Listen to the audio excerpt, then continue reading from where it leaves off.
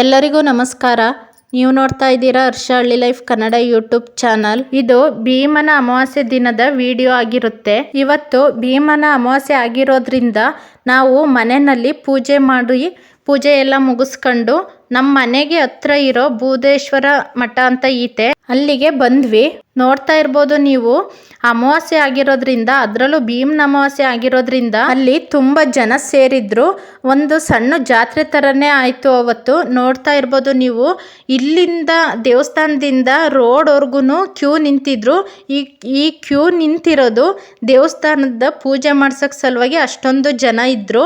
ಆಮೇಲೆ ನಾವು ದೇವಸ್ಥಾನದೊಳಗಡೆ ಪೂಜೆ ಮಾಡ್ಸೋಕ್ಕೆ ಕ್ಯೂನಲ್ಲಿ ನಿಲ್ಲಿಲ್ಲ, ಏಕೆಂದರೆ ಬೇರೆ ದಿನಗಳಲ್ಲಿ ಪೂಜೆ ಮಾಡಿಸ್ಬೋದು, ನಾವು ಫ್ರೀ ಇರುತ್ತಲ್ಲ ಅವತ್ತಿನ ದಿನ ಹೋಗಿ ಪೂಜೆ ಮಾಡಿಸ್ಕೊಂಬರ್ತೀವಿ. ಅದಕ್ಕೋಸ್ಕರ ನಾನು ಕ್ಯೂನಲ್ಲಿ ನಿಂತ್ಕೊಳ್ಳಲಿಲ್ಲ, ತುಂಬ ರಶ್ ಇತ್ತು ಅನ್ನೋ ಕಾರಣಕ್ಕೆ ನಾವು ಹಂಗೆ ಒಳಗಡೆ ಬಂದ್ವಿ. ನೋಡ್ತಾ ಇರ್ಬೋದು ನೀವು, ಅಲ್ಲಿ ಈ ದೇವ್ರುಗಳೆಲ್ಲ ಅಂದ್ರಾಳಿನ ದೇವ್ರುಗಳಂತೆ. ಅಂದ್ರಾಳು ಅಂದರೆ ಅರಸೀಕೆರೆ ಜವಗಲ್ ಹತ್ರ ಬರುತ್ತೆ ಆ ಊರು. ಅಲ್ಲಿಂದ ಈ ದೇವ್ರುಗಳನ್ನ ಕರ್ಕೊಬಂದು ಇಲ್ಲಿ ಶ್ರೀ ಬೂದೇಶ್ವರ ಮಠದಲ್ಲಿ ಪೂಜೆ ಮಾಡಿಸ್ಬಿಟ್ಟು ಒಂದು ದೇವಸ್ಥಾನ ಸುತ್ತ ಪ್ರದಕ್ಷಿಣೆಗೆ ಬಂದ್ಬಿಟ್ಟು ದೇವರು ಉತ್ಸವನ ಮಾಡಿಸಿ ಅವರು ಕರ್ಕೊಂಡೋದ್ರು ದೇವ್ರುಗಳನ್ನ. ನಾವು ಕರೆಕ್ಟಾಗಿ ಹೋಗೋ ಟೈಮಿಗೆ ಉತ್ಸವ ನಡೀತಾ ಇತ್ತು. ಈ ಶ್ರೀ ಬೂದೇಶ್ವರ ಮಠದಲ್ಲಿ ಅಮಾವಾಸ್ಯೆ ಕಟ್ಲೆ ಮತ್ತು ಪೌರ್ಣಮಿ ಕಟ್ಲೆನ ತುಂಬ ಜೋರಾಗಿ ಮಾಡ್ತಾರೆ. ಪ್ರತಿಯೊಂದು ಅಮಾವಾಸ್ಯೆ ಕಟ್ಲೆನೂ ಮಾಡ್ತಾರೆ ತುಂಬ ಜೋರಾಗಿ. ಆದರೆ ಭೀಮನ ಅಮಾವಾಸ್ಯೆ ಮತ್ತು ಕಾರ್ತಿಕ ಹುಣ್ಣಿಮೆ ಅಂತ ಮಾಡ್ತಾರೆ, ಅದನ್ನು ತುಂಬ ಜೋರಾಗಿ ಮಾಡ್ತಾರೆ. ನೋಡ್ತಾ ಇರ್ಬೋದು, ಇದು ದೇವಸ್ಥಾನದ ಮುಂಭಾಗ. ಇದು ನಾವು ಒಳಗಡೆ ಹೋಗಲಿಲ್ಲ, ಅದಕ್ಕೋಸ್ಕರ ಅಲ್ಲಿ ಪೂಜೆಯನ್ನು ಮಾಡಿಬಿಟ್ಟು ನಾವೇ ಕರ್ಪೂರ ಉದ್ಗಡ್ಡಿ ಬೆಳಗಿ ಈ ಕಡೆ ಯಾರು ಒಳಗೆ ಹೋಗಲ್ಲ ಅವರಿಗೆ ಈ ಕಡೆ ಇಲ್ಲಿ ಪ್ರಸಾದ ತೀರ್ಥ ಕೊಡ್ತಾ ಇದ್ರು.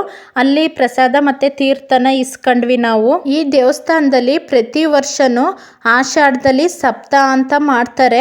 ಆ ಸಪ್ತಾಹ ದಿನ 7 ದಿನನೂ ಬಿಡ್ದಲೇನೆ ಬೆಳಗ್ಗೆ ಮತ್ತು ಸಂಜೆ ಅಂದರೆ 1 ನಿಮಿಷನೂ ಗ್ಯಾಪ್ ಕೊಡ್ದಲೇನೆ ಭಜನೆನ ಮಾಡ್ತಾರೆ.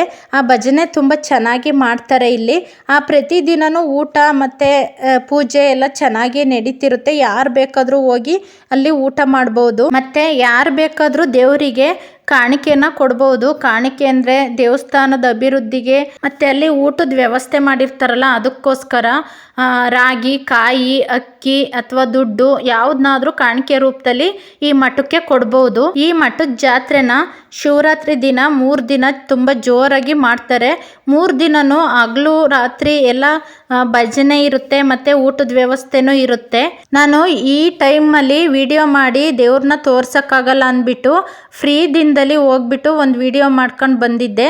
ನೀವು ನೋಡಿರ್ಬೋದು, ನನ್ನ ಚಾನಲಲ್ಲಿ ಹಾಕಿದ್ದೀನಿ ಹಿಂದೆ ಒಂದು ಸಲ.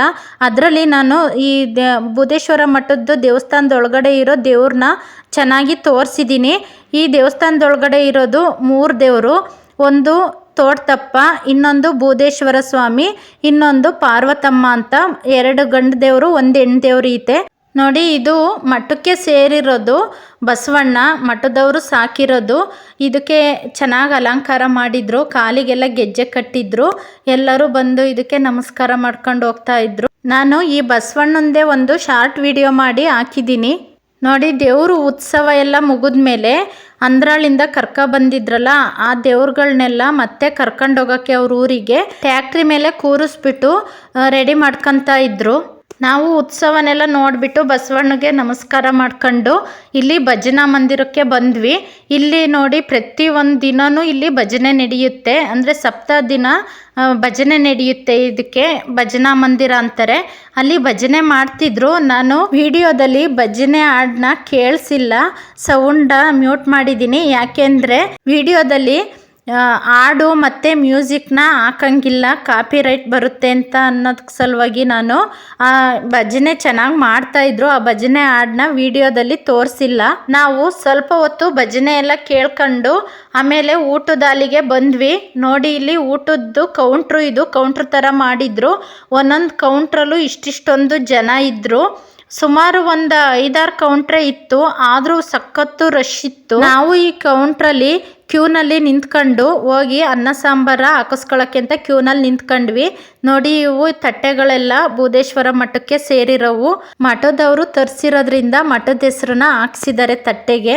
ನಾವು ಊಟ ಹಾಕಿಸ್ಕೊಂಡು ಈ ಕಡೆಗೆ ಬಂದುಬಿಟ್ಟು ಕುತ್ಕೊಂಡು ಅನ್ನ ಸಾಂಬಾರು ಊಟ ಮಾಡಿದ್ವಿ. ಊಟಕ್ಕೆ ಅನ್ನ ಸಾಂಬಾರು ಮತ್ತು ಪಾಯಸ ಬೂಂದಿ ಎಲ್ಲ ಮಾಡಿಸಿದ್ರು. ನಾವು ಬರೀ ಅನ್ನ ಸಾಂಬಾರು ಮಾತ್ರ ಇಡಿಸ್ಕೊಂಡ್ವಿ. ಆ ಕಡೆ ಕೌಂಟ್ರಲ್ಲಿ ಊಟ ಕೊಟ್ಟರೆ ಈ ಕಡೆ ಈ ಥರ ಶಾಮಿಯಾನ ಮತ್ತು ಚೇರು ಟೇಬಲು ಎಲ್ಲ ಹಾಕಿಸ್ಬಿಟ್ಟು ಕುತ್ಕೊಂಡು ಊಟ ಮಾಡೋ ವ್ಯವಸ್ಥೆನೂ ಮಾಡಿಸಿದ್ರು. ವ್ಯವಸ್ಥೆ ಎಲ್ಲ ತುಂಬ ಚೆನ್ನಾಗಿ ಮಾಡಿದ್ರು.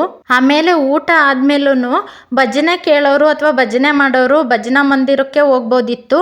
ಇಲ್ಲ ಅಂದರೆ ಈ ಕಡೆನೂ ಒಂದು ಪ್ರೋಗ್ರಾಮ್ ಮಾಡಿಸಿದ್ರು. ಅದು ಏನಪ್ಪ ಅಂದರೆ ಶಿವಾರದ ಉಮೇಶ್ ಅನ್ನೋರನ್ನ ಕರೆಸಿದ್ರು. ಅವರು ಗೊತ್ತಿರ್ಬೋದು ಸಾಮಾನ್ಯ ನಿಮಗೆ. ನಿಶ್ಚಿಂತರಾಗಿ ಬದುಕಬೇಕು, ಟೆನ್ಷನ್ ಬಿಟ್ಟು ಬದುಕಬೇಕು, ಆತ್ಮಸ್ಥೈರ್ಯ ನಮ್ಮ ಜೊತೆಗಿರ್ಬೇಕು ಅಂತ ಹೇಳಿ ಹೇಳ್ತಾ ನಾನು ಆರಾಧ್ಯ ದೇವ ಅಣ್ಣೊಬ್ರು ಕೇಳಿದ್ರು ಮಲೆ ಮಾದೇಶ್ವರ ಒಂದು ಗೀತೆ ಹೇಳಪ್ಪ ಅಂತ. ಬೆಟ್ಟದ ಮಾದಪ್ಪ ಎಲ್ರಿಗೂ ಒಳ್ಳೇದು ಮಾಡಲಿ, ಬದುಕಿನ ಕಷ್ಟ ಕಾರ್ಪಣ್ಯ ಕಳೀಲಿ, ಬೆಟ್ಟದಂತ ಕಷ್ಟನ ದೂರ ಮಾಡ್ತಾನೆ ಬೆಡ್ತೊಳಿಯ ಅಂತ ಮಾತು. ಇಲ್ಲಿ ಬೆಟ್ಟದ ಗಂಗಮ್ಮ, ಅಲ್ಲಿ ಬೆಟ್ಟದ ಮಾದಪ್ಪ ಚಾಮರಾಜನಗರ ಜಿಲ್ಲೆ. ಚಲಿದವರು ಮಲ್ಲಿಗೆಯ ಬಾಣಾಸುರ್ಯರಿ ಮೇಲೆ ಮತ್ತು ಮಾದಪ್ಪನನ್ನ ಭಕ್ತಿನ ಪ್ರಾರ್ಥನೆ ಮಾಡೋಣ. ಮಾದಪ್ಪನ ಉಗೆ ಅನ್ಬೇಕು, ಉಗೆ ಉಗೆ ಅನ್ಬೇಕು, ಜೈಯಲ್ಲ ಉಗೆ ಅನ್ಬೇಕು. ಉಗೆ ಅಂತವ್ರ ಮನೆ ಉದ್ಧಾರ ಮಾಡ್ತಾನಂತೆ ಮಾದಪ್ಪ. ಎಲ್ಲರ ಮನೆ ಉದ್ಧಾರ ಆಗ್ಲಿ. ಉಗೆ ಮಾದೇಶ್ವರ, ಉಗೆ ಮಾದಪ್ಪ. ನೋಡಿ ಕೇಳಿಸ್ಕೊಂಡ್ರಲ್ಲ ವಾಯ್ಸು, ಇವರೇ ಶಿವಾರದ ಉಮೇಶ್ ಅಂತ. ಇವ್ರನ್ನ ಫೋನಲ್ಲಿ ನೋಡಿರ್ಬೋದು ನೀವು. ಇವರು ಚೆನ್ನಾಗಿ ಹರಿಕತೆ, ನಾಟಕ ಮತ್ತು ಸ್ಟ್ಯಾಂಡ್ ಆಫ್ ಕಾಮಿಡಿ ಈ ಥರ ಎಲ್ಲ ತುಂಬ ಚೆನ್ನಾಗಿ ಮಾಡ್ತಾರೆ. ಇವ್ರನ್ನ ಕರೆಸಿದ್ರು ಈ ಪ್ರೋಗ್ರಾಮಿಗೆ. ನಾವು ಸ್ವಲ್ಪ ಲೇಟಾಗಿ ಹೋಗಿದ್ರಿಂದ ಅಲ್ಲಿ ಮುಂದೆ ಫುಲ್ಲು ಜನ ಇದ್ದರು. ನಾವು ಅದಕ್ಕೋಸ್ಕರ ನಾವು ಲಾಸ್ಟಲ್ಲಿ ನಿಂತ್ಕೊಂಡು ನೋಡಿದ್ವಿ. ಹಂಗಾಗಿ ಆ ವಿಡಿಯೋದಲ್ಲಿ ಅವ್ರ ಮುಖ ಕ್ಲಿಯರಾಗಿ ನಿಮಗೆ ಕಾಣಿಸ್ತಾ ಇಲ್ಲ ಅನ್ಕೊಂತೀನಿ. ಅವರು ಇವಾಗ ಹಾಡು ಹೇಳ್ತಾ ಇದ್ರು ಜನಪದ ಗೀತೆನ, ಅದಕ್ಕೆ ನಾನು ಅದನ್ನು ಮ್ಯೂಟ್ ಮಾಡಿದ್ದೀನಿ. ನಾವು ಇವ್ರ ಪ್ರೋಗ್ರಾಮ್ ಮುಗಿಯೋವರೆಗೂ ಕೂತಿದ್ವಿ. ನಾವು ಅಂತ ಅಲ್ಲ, ಸುಮಾರು ಇಲ್ಲಿ ಕೂತಿದ್ದವ್ರು ಯಾರು ಒಬ್ಬರು ಎದ್ದೋಗ್ಲಿಲ್ಲ. ಅಷ್ಟು ಚೆನ್ನಾಗಿ ಕಾಮಿಡಿಯಾಗಿ ಮಾತಾಡ್ತಿದ್ರು, ಮತ್ತು ಜನಪದ ಗೀತೆ ಹೇಳ್ತಾ ಇದ್ರು, ಮತ್ತು ನಾಟಕದ್ದು ಅವಾಗವಾಗ ಡೈಲಾಗ್ ಎಲ್ಲ ಹೇಳ್ತಾ ಇದ್ರು. ತುಂಬ ಚೆನ್ನಾಗಿ ಮಾತಾಡ್ತಿದ್ರು. ಅದಕ್ಕೋಸ್ಕರ ಒಬ್ಬರು ಜನನೂ ಎದ್ದೋಗ್ಲಿಲ್ಲ. ಸುಮಾರು ಇವ್ರ ಪ್ರೋಗ್ರಾಮ್ ಮುಗಿಯೋವಷ್ಟೊತ್ತಿಗೆ 12 ಗಂಟೆನೇ ಆಗಿತ್ತು. ಯಾರೆಲ್ಲ ನನ್ನ ಚಾನಲ್ನ ಹೊಸ್ದಾಗಿ ನೋಡ್ತಾ ಇದ್ದೀರಾ ಅಥವಾ ಸಬ್ಸ್ಕ್ರೈಬ್ ಮಾಡದೆ ನೋಡ್ತಾ ಇರೋರು ಇದ್ದರೆ ಪ್ಲೀಸ್ ಸಬ್ಸ್ಕ್ರೈಬ್ ಮಾಡಿಕೊಂಡು ವಿಡಿಯೋನ ಕೊನೆವರೆಗೂ ನೋಡಿ. ವಿಡಿಯೋ ಇಷ್ಟ ಆದರೆ ಒಂದು ಲೈಕ್ ಮಾಡಿ. ಆಮೇಲೆ ಇವ್ರ ಪ್ರೋಗ್ರಾಮ್ ಮುಗಿದ್ಮೇಲೆ ಜನ ಎಲ್ಲ ಎದ್ದೋದ್ರು. ಕೆಲವರು ಇವ್ರ ಹತ್ರ ಸೆಲ್ಫಿ ತೆಗೆಸ್ಕೊಳ್ಳೋಕ್ಕೆ, ಫೋಟೋ ತೆಗೆಸ್ಕೊಳ್ಳೋಕ್ಕೆ ಅಂತ ಸ್ಟೇಜ್ ಹತ್ರ ಹೋದ್ರು. ಆವಾಗ ನಮ್ಮನೆಯವರು ಬೈಕ್ ತರ್ತೀನಿ ಇಲ್ಲೇ ನಿಂತಿರಿ ಅಂತ ಹೋದ್ರು. ಅವ್ರು ಬರೋದು ಸುಮಾರು ಹೊತ್ತಾಯಿತು. ಆವಾಗ ನಾವು ಹೋಗಿ ಅಲ್ಲಿ ನಿಂತ್ಕೊಂಡ್ವಿ. ಆಮೇಲೆ ನಾನು ನನ್ನ ಮಗಳು ಹೋಗಿ ಅವ್ರನ್ನ ಮಾತಾಡಿಸಿ ನಾವು ಒಂದು ಸ್ವಲ್ಪ ವಿಡಿಯೋ ತೆಕ್ಕೊಂಡು ಫೋಟೋ ತೆಕ್ಕೊಂಡು ಬಂದ್ವಿ. ಅವರು ಅಲ್ಲಿ ಹೋದವ್ರನ್ನೆಲ್ಲ ತುಂಬ ಚೆನ್ನಾಗಿ ಮಾತಾಡ್ಸಿದ್ರು. ಆಮೇಲೆ ನಾವು ವಿಡಿಯೋ ತೆಕ್ಕೊಂಡು ಮನೆಗೆ ಬಂದ್ವಿ. ಇದಾಗಿತ್ತು ಇವತ್ತಿನ ನನ್ನ ವಿಡಿಯೋ. ಎಲ್ಲರಿಗೂ ಧನ್ಯವಾದಗಳು.